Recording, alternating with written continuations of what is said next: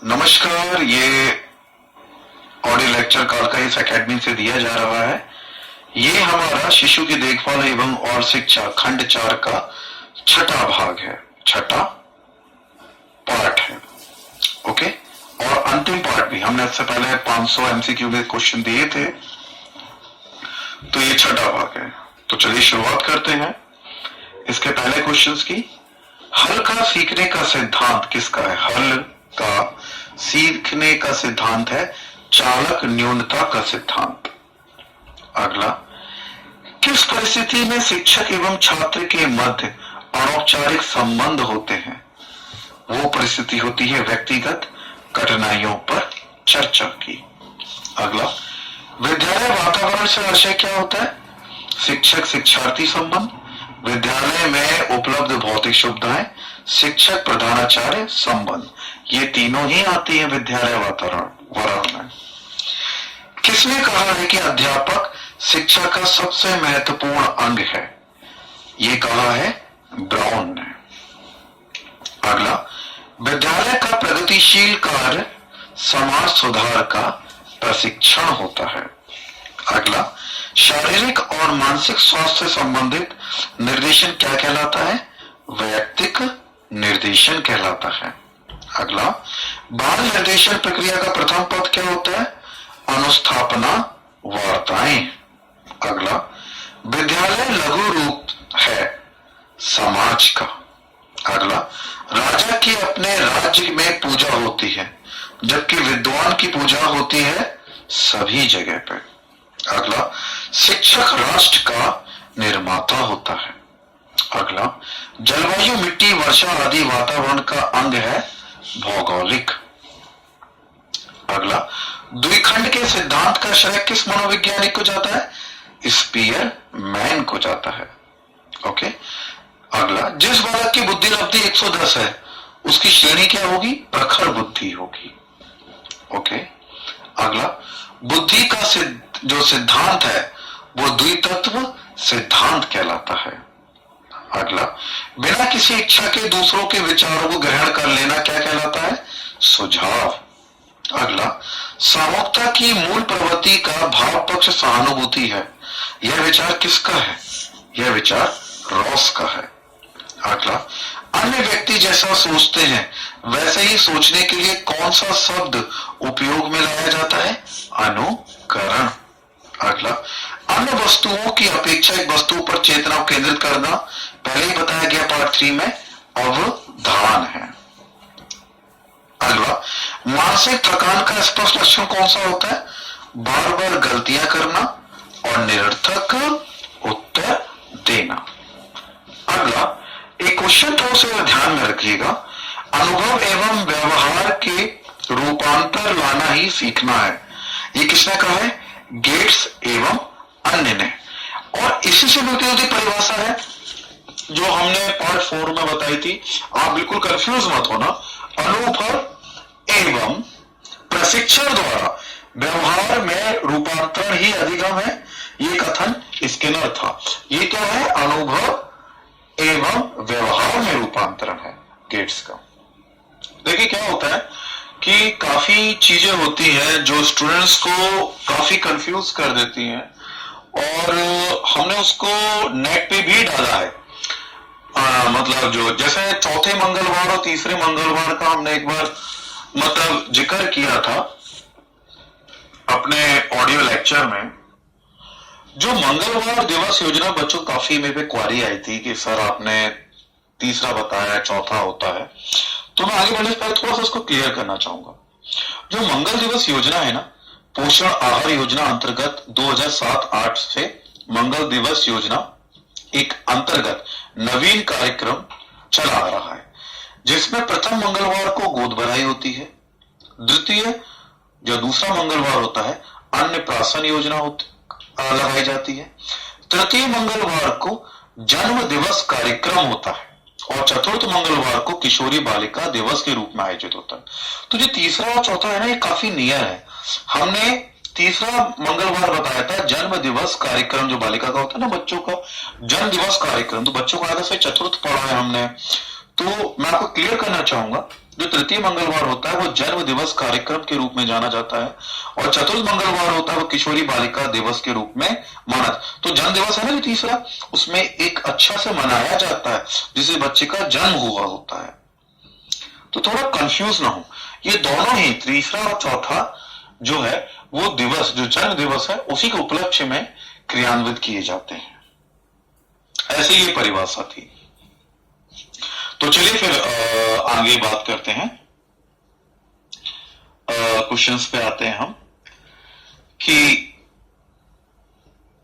शिक्षक राष्ट्र का निर्माता होता है, ये भी मैंने आपको बता ही दिया था, है ना। ओके, फिर है संबद्ध सहज क्रिया के सिद्धांत का संबंध किससे होता है? क्रिया विज्ञान से होता है। सीखना एक अनुकूलित क्या होती है? अनुक्रिया होती है। ओके, अगला, यदि दो उत्तेजनाएं दी जाती रही हैं जिसमें पहली नवीन तथा दूसरी मौलिक हो तो कालांतर में पहली क्रिया भी प्रभावशाली हो जाती है। यह तथ्य अधिगम के किस सिद्धांत पर आधारित है? यह आधारित है अनुक्रमित अनुक्रिया का सिद्धांत। ठीक है।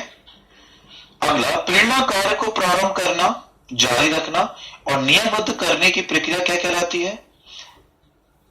ऑब्वियसली बात है, अभी प्रेरणा कहलाती है। ये कथन है किसका? प्रेरणा कार्य को प्रारंभ करने, जारी रखने और नियमबद्ध करने की प्रक्रिया है। यह कथन है गुट का। ओके, आगे, युयुत्सा प्रेरक किन कारकों से उत्पन्न होता है? किन कारक से उत्पन्न होता है? यह होता है जन्मजात प्रेरक की असंतुष्टि से। अच्छा, आत्म प्रदर्शन एक प्रेरक है, कैसा? सामाजिक। अगला क्वेश्चन, पलकों में भारीपन अनुभव होता है, यह लक्षण है मानसिक थकान का। अगला कथन है विस्मरण का एक कारण दुखद विचारों और अनुभवों का दमन भी है। यह कथन किसका है? यह कथन है सिगमंड फ्राइड का। अगला, अवधान भंग होने का मुख्य कारण क्या होता है? दुर्बल स्वास्थ्य या थकावट। अवधान बताया था ना, केंद्रित करना अपने दिमाग को एक जगह पे, वही होता है। अवधान भंग होने का कारण और कौन कौन से हो सकते हैं? अरुचि, शोरगुल और थकान। जिज्ञासा अवधान को उत्पन्न करती है। ओके, अगला, स्मृति के प्रमुख अंग कितने होते हैं? स्मृति के 4 प्रमुख अंग होते हैं। ओके, आगे, पहले सीखी हुई बात का स्मरण करना ही स्मृति है। यह परिभाषा किसकी है? वुडवर्थ की है।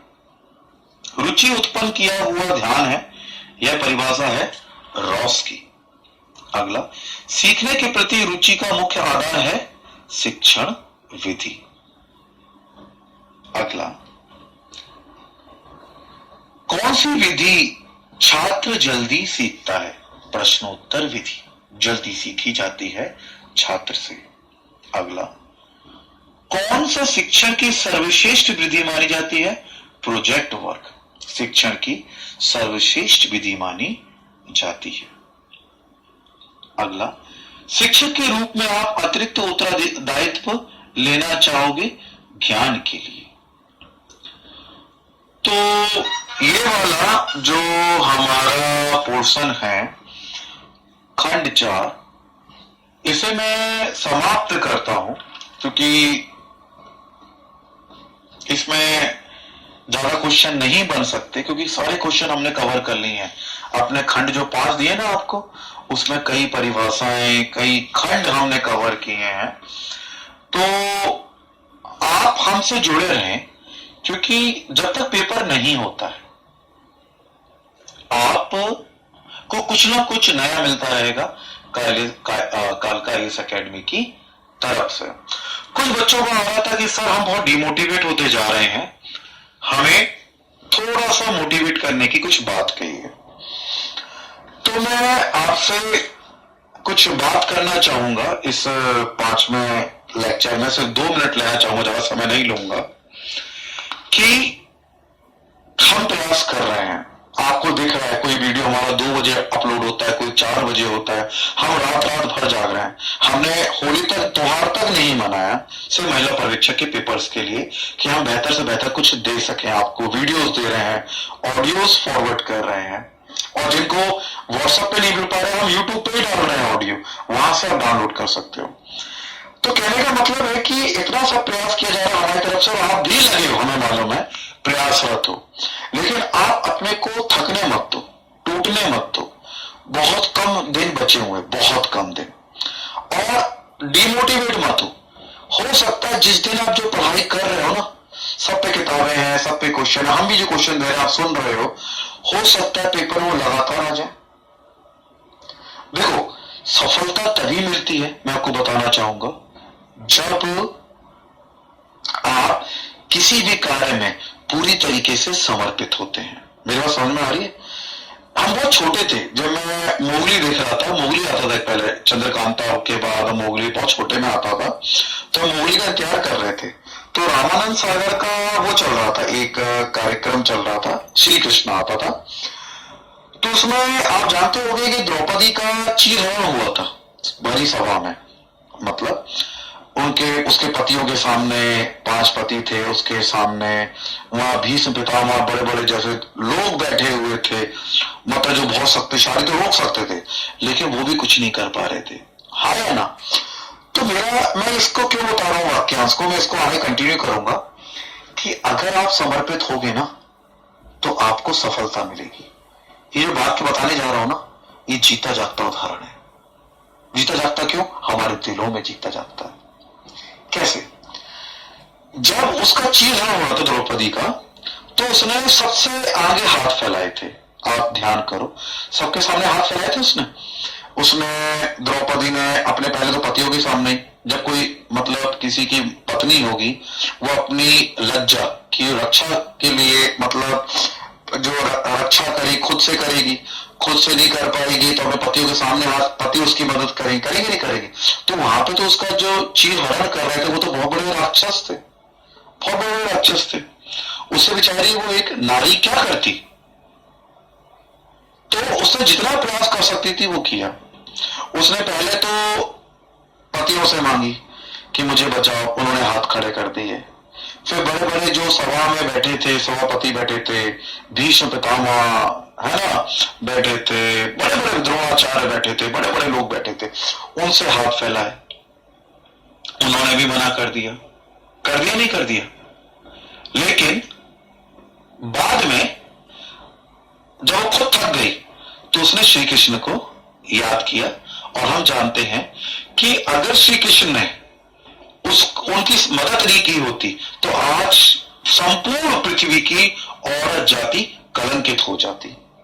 ये मैं नहीं कह रहा, ये गीता कहती है, महाभारत में सब कुछ लिखा हुआ, ये चीज पूरी औरत जाति कलंकित हो जाती है अगर श्री कृष्ण उसको बचाते नहीं। द्रौपदी को चीरहरण से उन्होंने बचाया था अंत में। ध्यान से सुनो मैं तुम्हें जो कहना चाह रहा हूं।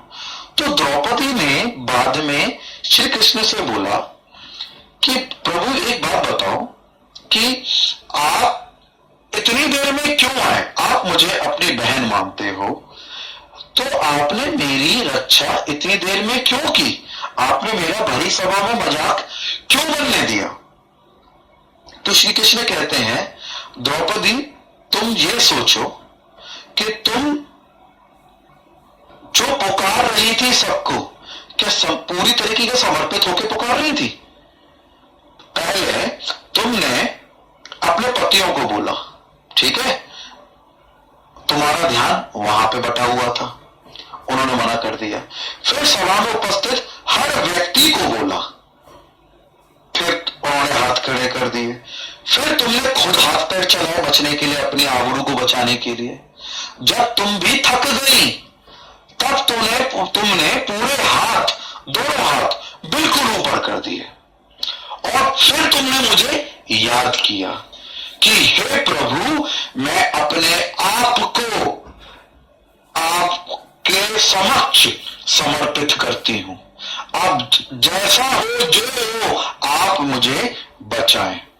जब द्रौपदी ने पूर्ण तरीके से समर्पित कर दिया श्री कृष्ण के ऊपर वाले के हाथ में, तो भगवान स्वयं उसकी मदद करने उतर रहा है। मेरा कहने का तात्पर्य है कि तुम पढ़ाई कर रहे हो, मैं मानता हूं, तुम लगे हुए हो, हजारों किताब लेके आ गए, मैं ये भी मानता हूं, लेकिन तुम्हें सरेंडर नहीं करना। एग्जाम के 2 घंटे पहले तक, 2 घंटे पहले तक, दूसरे घंटे तो जाने लगा, जब तक सरेंडर नहीं करना। तुम पूरी तरीके से समर्पित रहो। महिला पर्यवेक्षक, कैसे भी कोई पेपर होता है, मुझे ये पेपर निकालना है, जितना चाहो उतना पढ़ूं मैं, जितना ज्यादा मिल रहा पढ़ते रहो, डिसअपॉइंटेड मत हो, पूरी तरीके से समर्पित रहो। समर्पण से क्या होगा? स्वयं भगवान को तुम्हारी मदद करने आना पड़ेगा परीक्षा हॉल में। वो किसी भी रूप में आ सकते हैं, उनका रूप नहीं पहचान सकते, ऊपर वाला तुम्हारी खुद मदद करने आएगा। उसका रूप कुछ भी हो सकता है, उसका रूप मेरा ये ऑडियो लेक्चर हो सकता है, उसका रूप पुणेकर की किताब हो सकती है, उसका रूप अरिहंत की किताब हो सकती है, उसका रूप आसान क्वेश्चन हो सकते हैं, उसका रूप कोई भी चीज हो सकती है जो तुम उसे नहीं समझ सकते, लेकिन वो तुम्हारी आके मदद करेगा। लेकिन जब तुम पूरी तरीके से समर्पित हो गए अपनी परीक्षा के लिए, तो डिसअपॉइंटेड होना छोड़ दो, हारना छोड़ दो। ये घंटे मिले हैं ना, जितना पढ़ लो उतना पढ़ सको, लेकिन 100% दो, अपने पूरे समर्पण से पढ़ो, क्योंकि परीक्षा हॉल में मेरा विश्वास है ऊपर वाला आके तुम्हारी मदद करेगा, उन्हीं की मदद करेगा जिसने पूरे समर्पण से अपनी तैयारी की है। मैंने बहुत कम शब्दों में बहुत बड़ी बात कही है, समझने वाले इस बात को समझ जाएंगे। धन्यवाद।